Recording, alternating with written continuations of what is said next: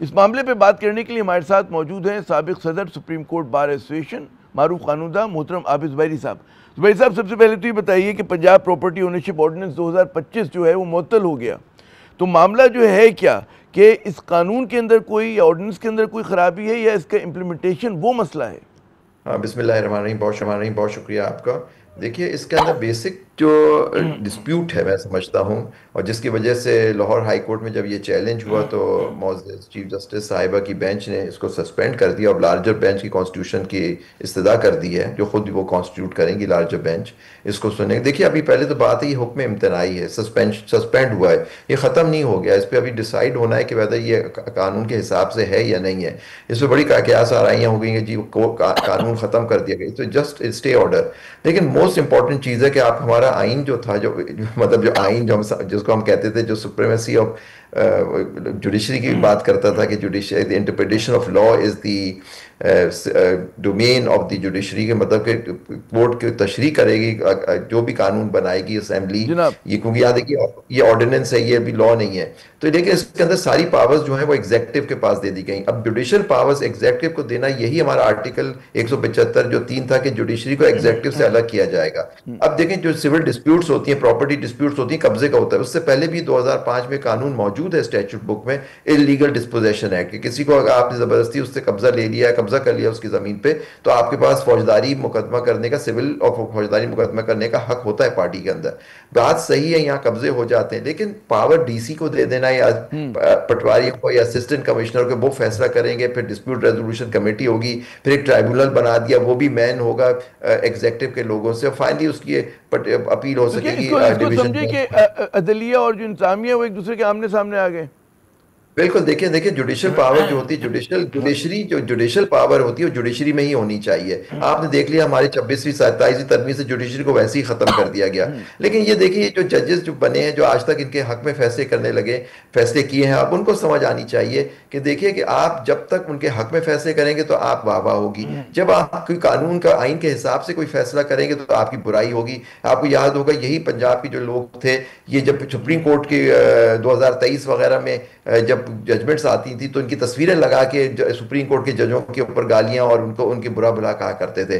तो देखिए, अब जुडिशरी ने अगर अपने आप को सरेंडर कर दिया जुडिशियल पावर, और फिर जाहिर बात, फिर इस तरह की बातें होंगी, जो है ये एग्जेक्टिव फिर आपको इसी तरह ट्रीट करेगी कि आप सिर्फ वहां बैठे हुए उनके हक में फैसला करने के लिए। अगर आप उनके खिलाफ कोई फैसला, तो यही आपकी तो आम बेतौकीरी, आदमी जा ही बेइज्जती नहीं की सकता कहीं जाएगी। और। अच्छा, ये बताइए कि मरीम नवाज साहिबा ने कुछ आदाद शुमार पेश किए। उन्होंने कहा जी 1,69,000 मुकदमात जो हैं वो लाहौर हाई कोर्ट में ज़ेर समात हैं या ज़ेर इल्तवा हैं, जिनमें से 11,000 जो हैं वो प्रॉपर्टी के जो हैं मुकदमात हैं।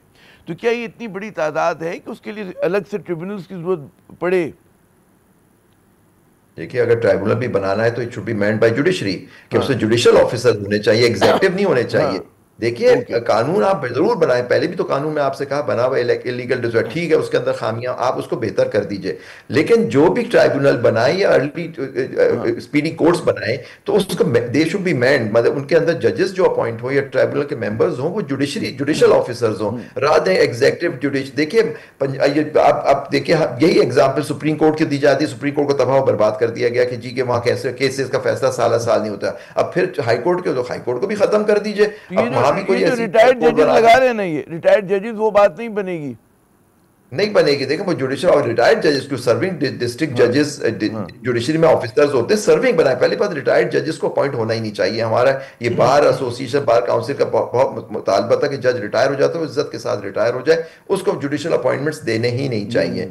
तो अब आप उनको जुडिशियल ऑफिसर्स क्यों लगा रहे हैं? आप सर्विंग जुडिशियल ऑफिसर, आपका जजेस मौजूद है, आप उनसे काम कराए ना, रात अच्छा, दिन एक वो एक पिक कहा एंड ही चूज जा रहा है करके। कि जी पटवारी का जो हमारे यहाँ वो है ओहदा जो होता है बड़ा मुतनाज़ा होता है, और इस जो ऑर्डिनेंस है उसमें पटवारी को इख्तियार दिया गया है कि जी आप जो है मतलब फैसले भी आप करें, देखिए, वो ये भी करें। पटवारी, अच्छा, आप और पंजाब में पटवारी होता है, हमारे यहाँ मुख्तियारकार होता है जी सिंध के मैं वही अंदर। कह रहा हूँ, आप ये पटवारी। ये तो ये अच्छा, रेवेन्यू वो तो ऑफिसर्स होते हैं। उसी को फैसला करना और उसी को जो है फाइलें भी और जो रिकॉर्ड्स हैं उसको भी मेंटेन करना है। देखिए, तो ये अगर उसने प्रॉपर्टी की बदल दिया तो क्या करेंगे?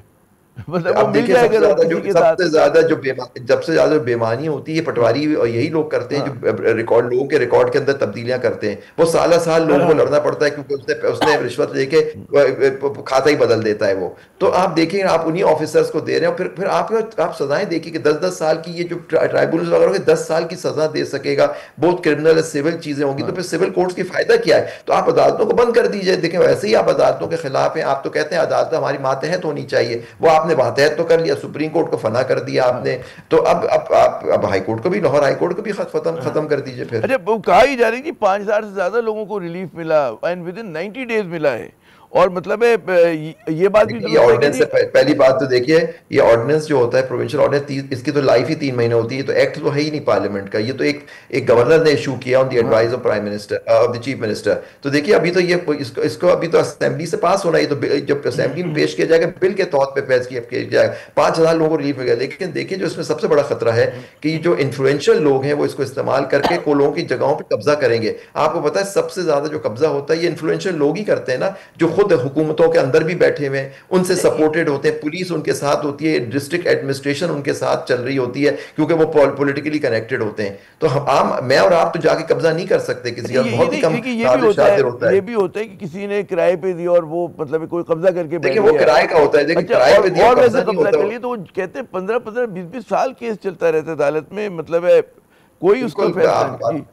देखिए वही मैं कह रहा हूँ कि उसको सिस्टम को बेहतर करने की जरूरत है। देखिए आपने सिस्टम को फना करने की जरूरत नहीं होती, सिविल जुडिशरी नहीं फैसला करने। अब आप समझते हैं जुडिशरी इसमें काम नहीं कर रही, बहुत टाइम ले रही है, तो जुडिशरी को खत्म कर दीजिए। फिर यही बात करी जाती है ना कि जुडिशरी ये नहीं कर रही, वो नहीं कर रही, सुप्रीम कोर्ट काम नहीं कर रहा था।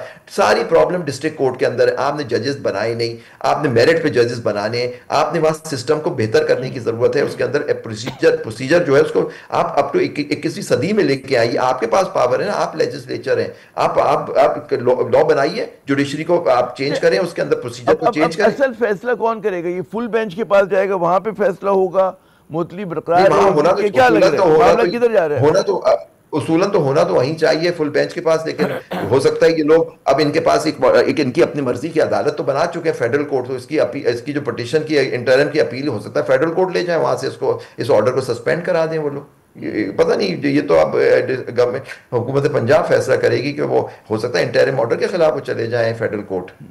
तो मतलब पेचीदगी पेचीदगी है। बहुत बहुत शुक्रिया आबिद भाई साहब, आपने अपना कीमती वक्त दिया। नाज़रीन, आपने गुफ्तगू सुनी कि हमारे यहाँ मतलब जो ऑर्डिनेंस के ज़रिए बगैर असम्बली में बहस मुबाहिसे के कानून साजी होती है तो फिर क्या होता है, किस किस्म के तनाज़े खड़े होते हैं। और यकीनन जो है इस मामले के ऊपर आप देखें प्रॉपर्टी के जो भी केसेस हैं कि इंतज़ामिया और जुडिशरी जो एक दूसरे के आमने सामने आ गए।